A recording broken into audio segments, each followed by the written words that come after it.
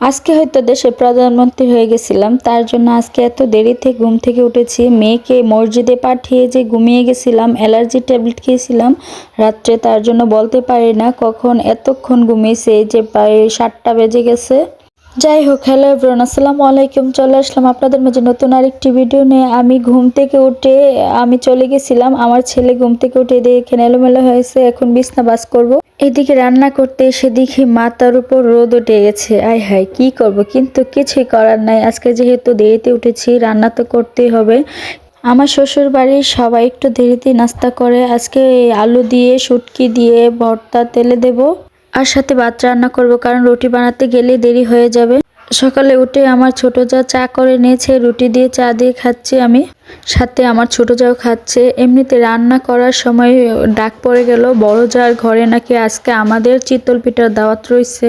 যেহেতু দেরিতে ঘুম থেকে উঠেছি, তার জন্য বলতে পারি না। আমার বড় যা নাকি সকালে বলে গেছে। যাই হোক, রান্না করছি তাতে কি হয়েছে, দাওয়াত তো আর মিস করা যাবে না। তাই রান্না বান্না শেষ করে চলে গেলাম বড় জার কাছে, চুলার পাড় গিয়ে দেখবো আমার বড় যা চিতল পিঠা যে বানাচ্ছে। এদিকে আমি এসে দেখি আমার বড় যার ছেলে এবং মেয়ে দুজনে ভর্তা, শুটকির ভর্তা দিয়ে চিতল পিঠা খাচ্ছে এবং তরকারি সাথে আছে। আমাদের এদিকে শুটকির ভর্তা দিয়ে চিতল পিঠা খাই, কিন্তু অন্যান্য অঞ্চলে অন্যভাবে খাই, কিন্তু আমাদের এদিকে সবাই চিতল পিঠা দিয়ে শুটকি দিয়ে ভর্তা দিয়ে খেতে পছন্দ করে। আমার বড় যা এদিকে পিঠা বানাচ্ছে, আর সব বাচ্চা কাচ্চারা একে একে বসে বসে খাচ্ছে। যেহেতু বাচ্চারা মসজিদ থেকে এসে পড়েছে, তার জন্য ওদেরকে দিয়ে দিলাম, ওরা খেয়ে আবার স্কুলে চলে যাবে। আমি তো আবার মজার মানুষ, মজা না করলে আমার ভালো লাগে না। ওদেরকে বলতেছি, কিরে এইভাবে খাচ্ছিস কেন, আস্তে আস্তে খা। বাচ্চাদের সাথে দুষ্টুমি করতে আমার আবার একটু ভালোই লাগে, কিছু মাইন্ড করবেন না। যাই হোক, আমার শ্বশুর শাশুড়ি চলে আসলো খাওয়ার জন্য, ওরা বসে বসে খাবে। আমার শাশুড়ি খাচ্ছে আর আমার শ্বশুর নিয়ে মজা নিচ্ছে। দেখো, তোমার শাশুড়িও খেয়ে নিতেছে আমাকে ফেলে। একে একে সবার খাওয়া দাওয়া শেষ করে চলে আসলাম ঘরে আমার ছেলেকে খাওয়ানোর জন্য।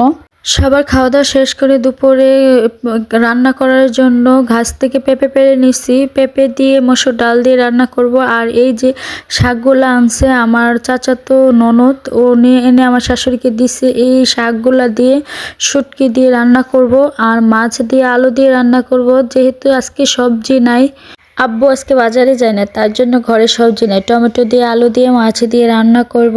এই শাকগুলা শুটকি দিয়ে রান্না করব, ইচা শুটকি, শীতল শুটকি, সবকিছু দিয়ে রান্না করব। আর হ্যাঁ, ভিডিওর মধ্যে দিয়ে একটি কথা বলে দিই, আমার ছোট যা অনেক অসুস্থ। আমি জ্বর থেকে উঠতে না উঠতে ওর জ্বর এসে পড়লো। ওর জন্য সবাই দোয়া করবেন। এদিকে আমি পেঁপে বসিয়ে দিচ্ছি, পানি দিয়ে, একটু লবণ দিয়ে, একটু হলুদ দিয়ে, জাল দিয়ে সিদ্ধ করে নেব। সিদ্ধ করে পেঁপেটা ডাল দিয়ে রান্না করলে অনেক স্বাদ হয় খেতে। আর অন্যদিকে আমি ইচা শুটকিগুলা ভেজে নিতেছি। ভেজে তরকারির মধ্যে দিলে অনেক ঘ্রাণ করে। আমার যখন নতুন নতুন বিয়ে হয়, তখন আমি কিছু রান্নাই পারতাম না, মানে রান্না বলতে আমি কিছুই পারতাম না। আমি যেহেতু ঘরের ছোট মেয়ে, একটু রান্না বান্নার দিকে আমার এতটা খেয়াল ছিল না। এখন আলহামদুলিল্লাহ কিছুটা হলেও রান্না পারি। আমি যে একেবারে পারদর্শী তা না, কিন্তু আলহামদুলিল্লাহ অনেকটা রান্না শিখে গেছি। আমার হাজবেন্ড তো আমাকে বলতো, তুমি কবে যে রান্না শিখবে। আলহামদুলিল্লাহ, ভাগ্য করে একটা শ্বশুর বাড়ি পেয়েছি, মাশাআল্লাহ সবাই অনেক সাপোর্টেড। যেহেতু আমার বড় বোন, আমার যা, আমাকে নিজের হাতে ধরে কাজ শিখাইছে। যাই হোক, সব দিক দিয়ে আলহামদুলিল্লাহ। আমার ছেলে একটা মালটা আনছিল, এটা আমার ছোট যা কেটে দিল, আমি খেয়ে নিলাম, সাথে ওরও খেলো।